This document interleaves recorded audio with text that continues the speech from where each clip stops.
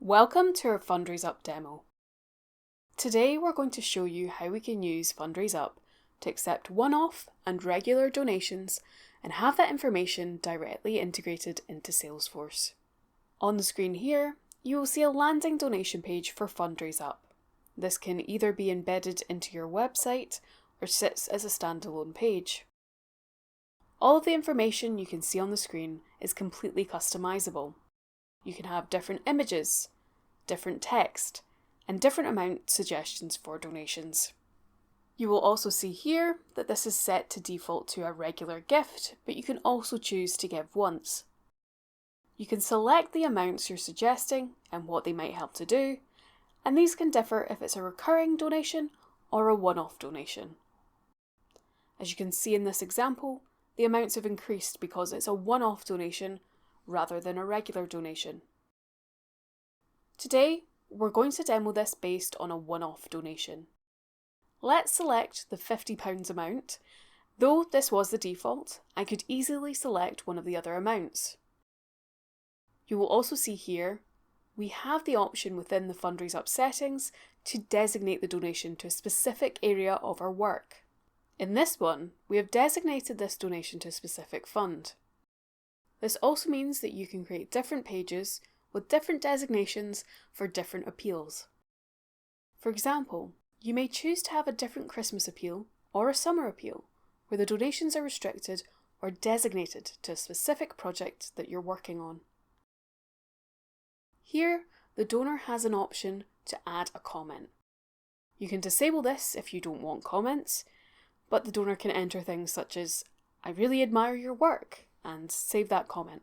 Within the back end of FundraiseUp, you can also choose if you want to allow people to make donations in tribute to someone. That information can be collected and sent to Salesforce as well.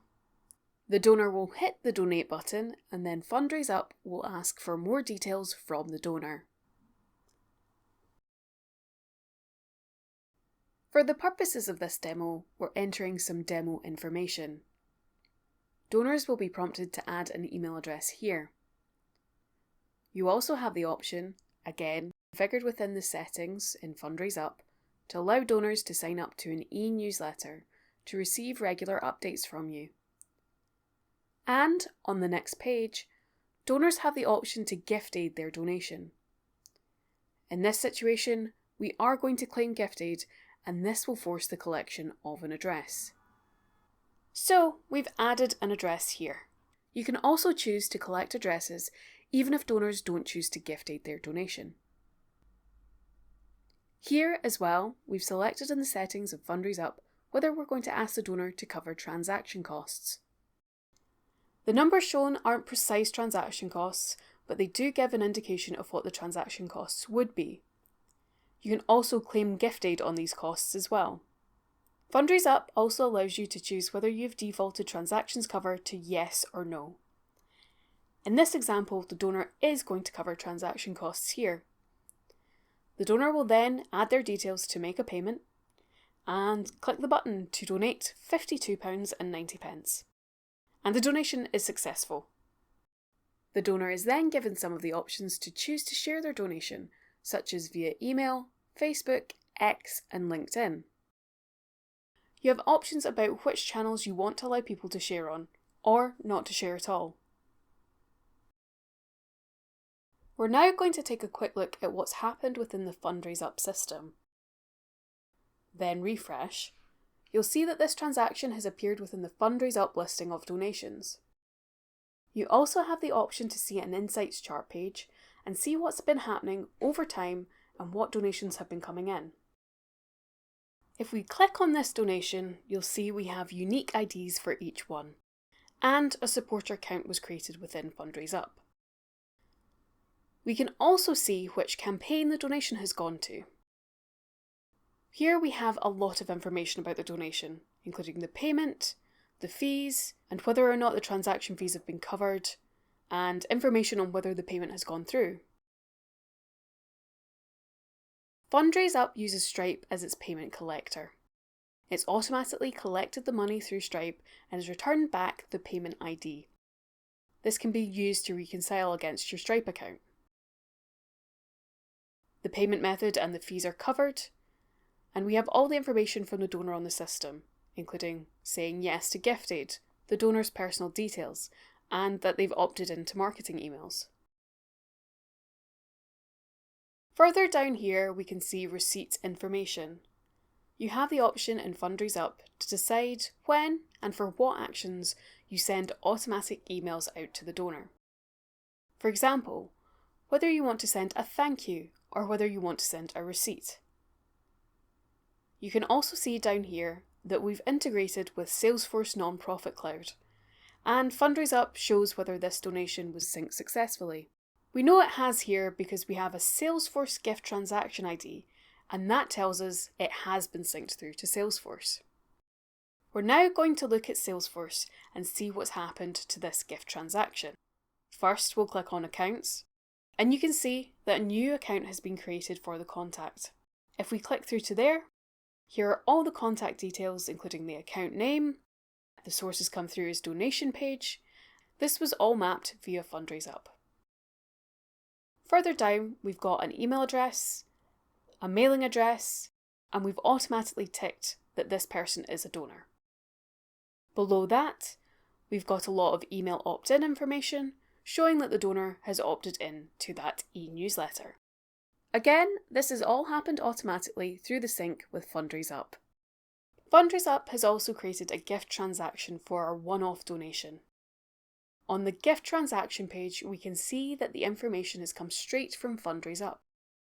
We have the correct donor, it's an individual donation, it's a one-off donation, and it's been related to the campaign that we've chosen in FundraiseUp. The personal comment that was added has been mapped to the description field. And on this column, we have all of the payment information synced. How much was the amount? How much was the gateway transaction fee? How much was the processor transaction fee? How much they donated?